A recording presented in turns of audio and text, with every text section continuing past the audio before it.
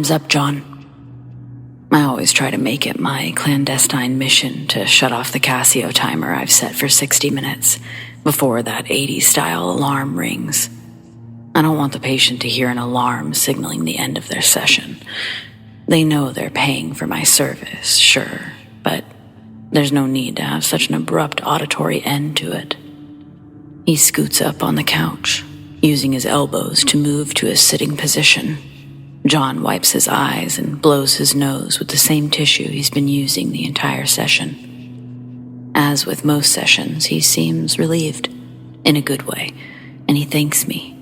I say the pleasure is all mine, as I always do, and I genuinely mean it. Funny that about 90% of my clients choose to lay down on the couch I have in my office. I never tell them to. I have 2 very comfy-looking chairs, in my opinion, for their sitting pleasure. But I understand. I didn't have to go through over a decade of schooling to understand that when people are laying out their deepest fears, insecurities, pains, and uncomfortable truths, they don't always want to look at a stranger when doing so. I shake hands with John, and he's on his way. He's doing well. I cannot disclose what he's here to talk about, of course, but he's come a long way. I can disclose this to my therapist, Dr. Long. The idea that a therapist needs a therapist is somewhat of a cheeky joke. But I can tell you that most of us absolutely do have our own psychiatrists. It's a career that I absolutely love and have a burning passion for. Something I've always wanted to do, but holy chimichanga. I'm going out of my mind if A, I don't talk to someone about other people's problems, and B, if I don't get to put my own personal issues out there as well. 20 minutes north of a drive in my solid Ram truck, and I'm at Dr. Long's practice. It's always a pleasant traverse. I work in the city, and he's just on the outskirts of said city. I guess that's making it, when you can have your own private practice in a more suburban area, closer to your own home, by the lake. Don't get me wrong, I'm more than happy for him. He absolutely deserves it. Not only is he my therapist, he's my mentor. He helped me through school, advised me on my thesis, and then agreed to personally see me every Tuesday and Thursday. Not many mentors will do that. He's even given me the family discount for our sessions, which is just full price. A joke, I guess. I never got it, but one day I'm sure I will. On my drive, I happened to notice a door with a black cat Halloween decoration on it. Happy Halloween, it said plainly. The cat's face was very grumpy. A la Garfield, I'd say. I suppose this was the joke, as cats aren't happy about anything. Nothing out of the ordinary, but it's August 1st specifically. No one puts Halloween decorations out early, and no one keeps them out after. It's the one holiday that I've seen where decorations come the hell down on November 1st. Halloween is the kickoff to the holiday season, but it's like we want it to move on to the cheerier turkey and the Santa-related holiday things as soon as the spooky season is done. Hey, sport. Dr. Long shouts. I almost fell down the 3 steps leading to his practice. I was so engrossed in the off-season Halloween decoration that I didn't even realize I was already standing outside his office. Shit, I'm sorry, doctor. I was spacing out. I shook my head, trying to focus on my therapy session. No problem at all, my boy. You always had issues focusing on the task at hand. With this, Dr. Long lets out a huge belly laugh. He knows I graduated near the very, very top of my class. I was certainly no slouch. Speaking of Santa from before, this guy resembles him to a T, especially when he laughs. Younger, though. His long hair and beard still have a good amount of brown, but they're quickly losing the battle to the white hair army. He's, of course, a big man, also. The first requisite to being a Santa doppelganger.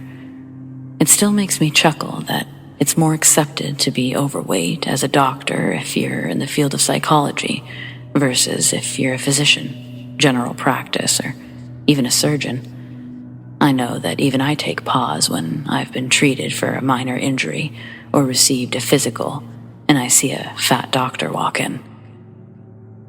The session goes as it always does. I unloaded what's been on my mind from my own clients, and then I tell him what's been bothering me lately.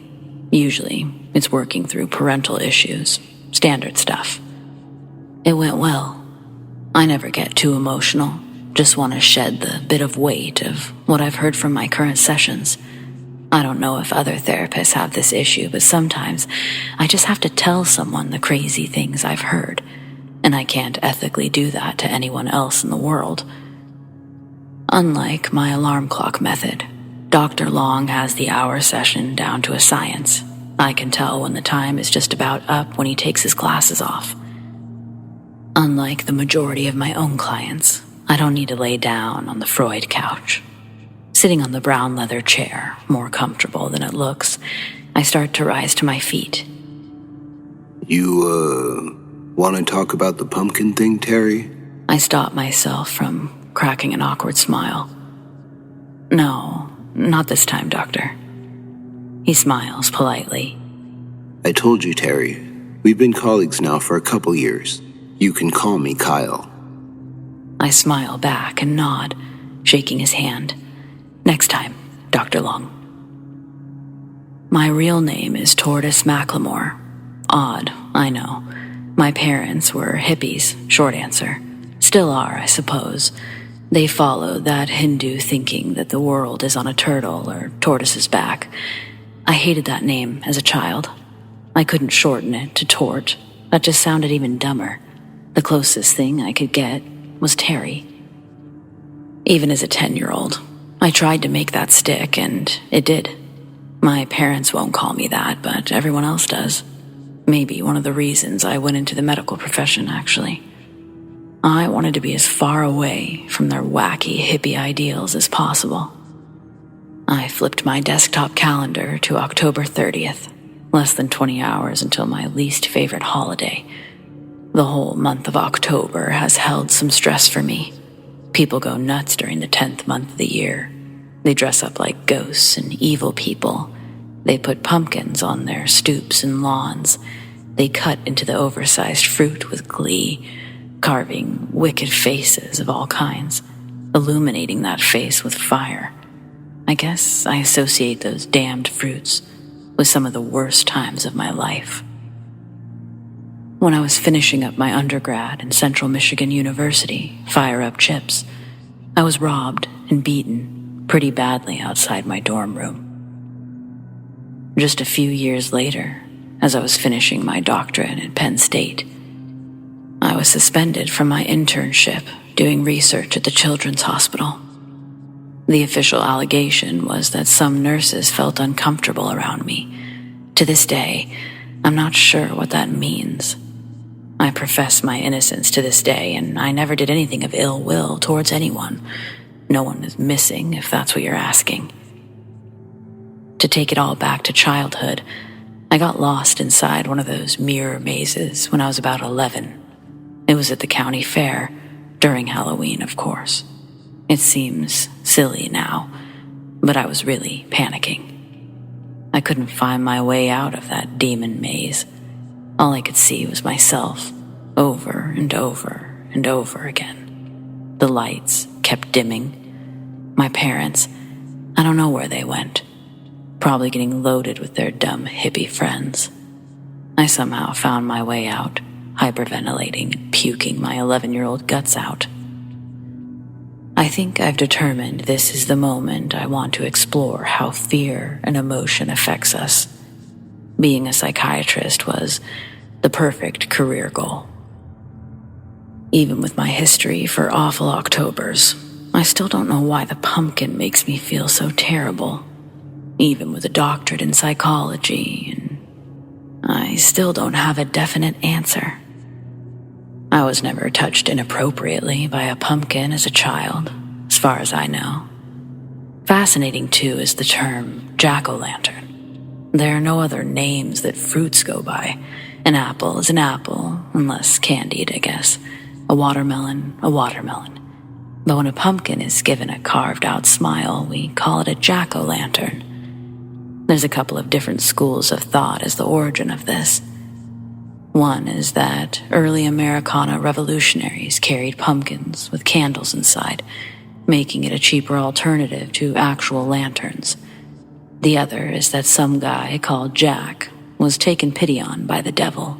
When he died, he was neither accepted into heaven nor granted access to hell. The devil allowed him to roam the earth with his prized turnips, lighting them to guide others. Weird, I know. Another session with John. Halloween. He's doing much better. He's accepting his upbringing with his parents. It wasn't as bad as he's imagined. Time's up, John. I decided to walk home. I enjoyed the smell of the nearby lake. I thoroughly loved the way our trees have changed into fire-like colors. I didn't wholly love the kids with pumpkin t-shirts, but I'll let that one go. The jack-o'-lanterns are rotting. It's time to put them to the curb. It's December, after all. It's December. I called Dr. Long. No answer. I left a voicemail. Hey, Dr. Kyle, it's me. I'm seeing more and more pumpkins. I don't know what the hell that's about. I know it's October and all. I think. No, it's almost Christmas. Why are there pumpkins still around? I need to get into this with you, finally. Text me back when you can fit me in, before our usual appointment. I'm sitting here in my modest ranch home, sipping a Canadian whiskey backed by a White Claw. Girly to some, but comforting to me. The nurses at the Penn State Children's Hospital loved them. A knock from the front door. Metallic in sound. I quickly put my drinks away. Don't want to have that out to sea for whoever may be at the door. Oh, good. It's Dr. Long. Kyle. Dr. Long. Kyle, what are you doing here? At my home. He smiles, his familiar St. Nick smile, full of warmth and acceptance. He lets himself in, takes a seat in my dining room. He slaps his knees and then motions for me to sit next to him. I do as he motions. I stared at him for a moment, probably too long to be called a moment. You wanted to see me, Terry? I shook my head, coming back to the here and now. Yes, I did. I've been having some real issues lately.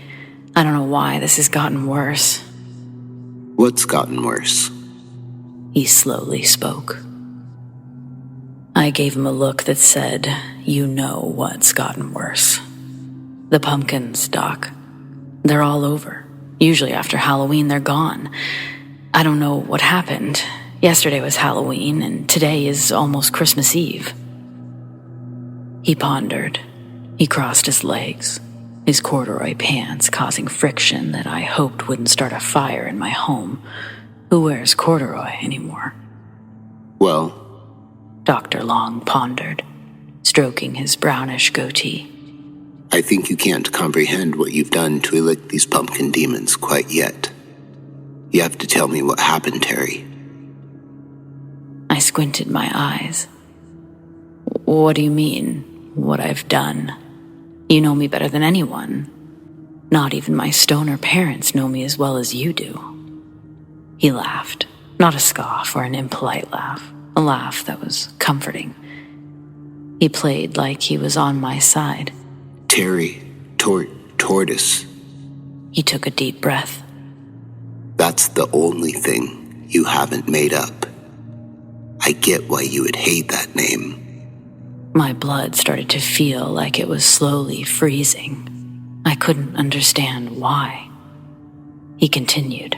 Most people, men especially, blame their parents, mothers especially, on any little issue that finds their way into their lives. Before I continue, I'd like to ask you one question. Is that okay, Terry? Again, my eyes squinted, my nose scrunched in confusion.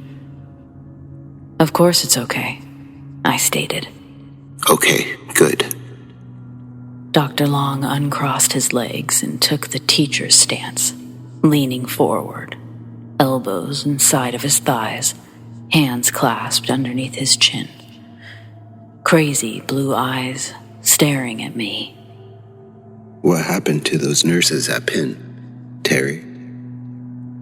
He, of course, gave me no response, as he's done every time I've asked that question.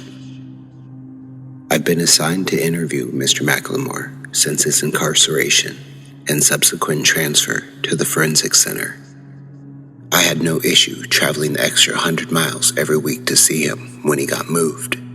It's truly fascinating. "One more time, Mr. McLemore. Where are the bodies? You loved them, didn't you? Or did you feel like they were making fun of you, disrespecting you, making you feel worthless?" I have not gone quite that hard on him yet. His reaction is impressive. I can see the rage under his face, but he keeps calm. My note-taking is interrupted by a knock at the steel door behind me. Visiting is over, even for professional visits. "Anything, Doc?" The hulk of a correction officer known as Bill asks me. He's one of the longtime COs here. He's seen a lot of criminally insane. "Nah, Bill, same as always." I hand in my visitor's pass and get my court-ordered paperwork time-stamped on my way out. I thought it might help if we indulged his desire and let him pretend that he had led a different life after the implacable Penn State nurse slayings. Terry's trial will be starting in about 11 months. It will start on October 1st, a trial of a man charged with premeditated first-degree murder, a trial that I've tried to prevent. He is guilty, that I am sure, but he didn't premeditate anything. I don't know why yet, but those damn pumpkins coinciding with the entire month of October did something to him that we might never know. He regals me with his weekly sessions of his patience. Truly a fantastic mind.